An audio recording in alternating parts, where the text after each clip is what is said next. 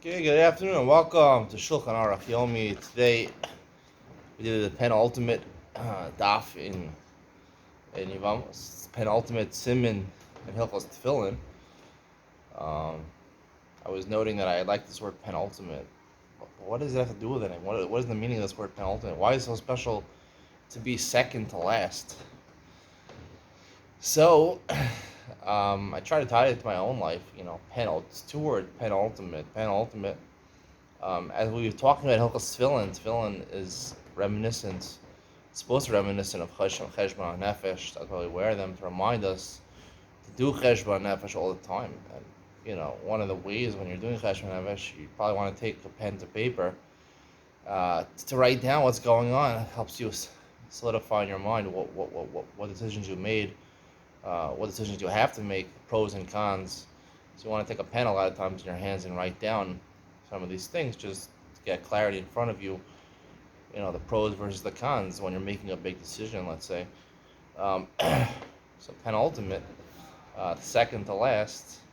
That maybe is the idea. There is a period of life where you have to go through humility on Nova. The Muslims trying to talk about these things, and I've talked a lot about how to reread the Muslims Forum, and they're not accurate. But there is a period of life in a person's life when they're younger, where they have to have more humility, have to, I wouldn't say give up on the pleasures of the world, but you know, force themselves to abstain in a certain sense, just to get clarity over what foods they really like and what foods they really don't like. Otherwise, you start eating a lot of food, you just eat food all day, you don't even really like it.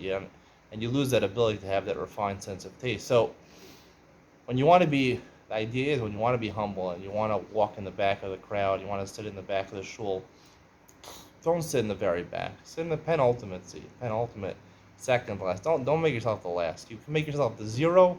You negate yourself completely. That's a zero. You're a zero. You'll probably remain a zero, like we learned in the Sefer, the real midah, shkafa shir I give. You don't want to make yourself inferiority complex. You don't want to give yourself an inferiority complex. So make yourself in the back. Put yourself down for a while. Not that you are worthless, but that you know you're taking time to sit back and to refocus your lens on what's going on in the world and how you're interacting with the world. Because Cheshbon requires a lot of thinking, and when you're thinking, you're not acting immediately, and you're going to be a little behind everybody else mentally, um, physically. You're going to be behind a little bit else, and that's okay. There's a period you go through a Cheshbon Nefesh person's life. I've been through that period. I've done it. But I always was very happy not to be. When I sat in the back of the shul, I didn't sit all the way in the back, all the way in the corner. I sat a lot of times the second to last seat, and that even that's so important because when you lose a competition, there's two people that are really the worst. The worst place to finish on, let's say there's 8 or 10 people in a competition. I don't know what type of competition you're having, a marathon or something like that. Obviously, a lot more than a marathon, but the worst place to finish is second. Second, the silver medal is probably the worst. It's probably the most annoying for a person. You're the first to lose. I mean, that's really what it is. I mean, there's only one winner.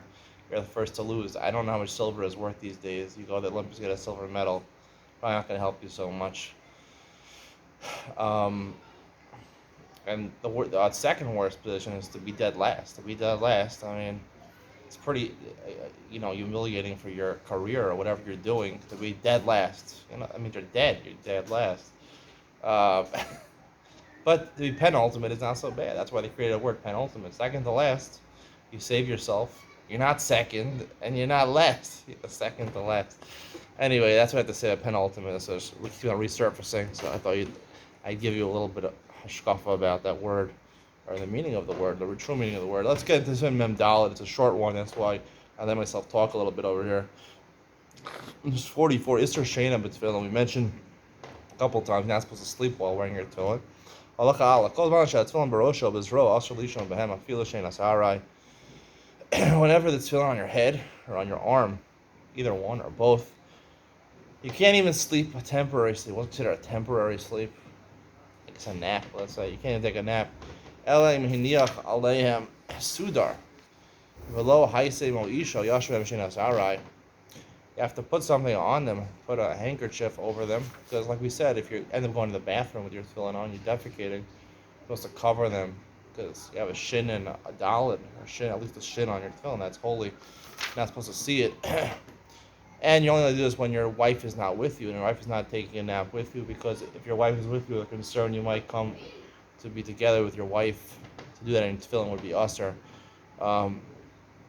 And you can only take a nap. The case of also, also additionally, now you can't just take any nap. You have to take, I guess, one of these yeshiva naps, where you put your head between your knees. I don't know anyone, I've never seen anyone take a nap like this. Put your head between your knees. I would probably like to say it means to put your head on the stender, and your head is directly beneath the space between your knees. That would make sense to me. You sleep on a stender, you're not going to sleep for too long. Even though in the past I think I've slept maybe, sometimes I slept like 2 hours, I was really tired, I didn't sleep that much at night. Sometimes I slept like 2 hours on a stender, but it would still be shenas alright. It's not like an 8-hour sleep. Tefillin, and the reason you can't sleep with them, there's an issur to sleep with them, is because of hesach hadas. You're not supposed to mesiach das from your tefillin. We're going to talk more about this in Shulchan Aruch. The Shabura says about this. You're not supposed to have hesach hadas. If the tefillin, you took them off and you wrapped them around your hand, right? So they're not going to fall to the ground. You could even go to the night and sleep like that. Let's say you're just holding it in your hand. They're not wrapped around your hand. Even a temporary sleep, you can't sleep with them because they might fall to your hand to the floor, and that would be zion to the tefillin. Ramasas we're talking about only when it's not in the bag. You're allowed to always hold it in your hand as long as it's in a bag. Even if it falls to the floor in a bag, that's not considered a significant bizayon to the tefillin. That'll be the conclusion of today's share. See you in Shulchan Aruch, where we talk more about Shena and Hesach Hadas. Just to give my final thoughts. See you there.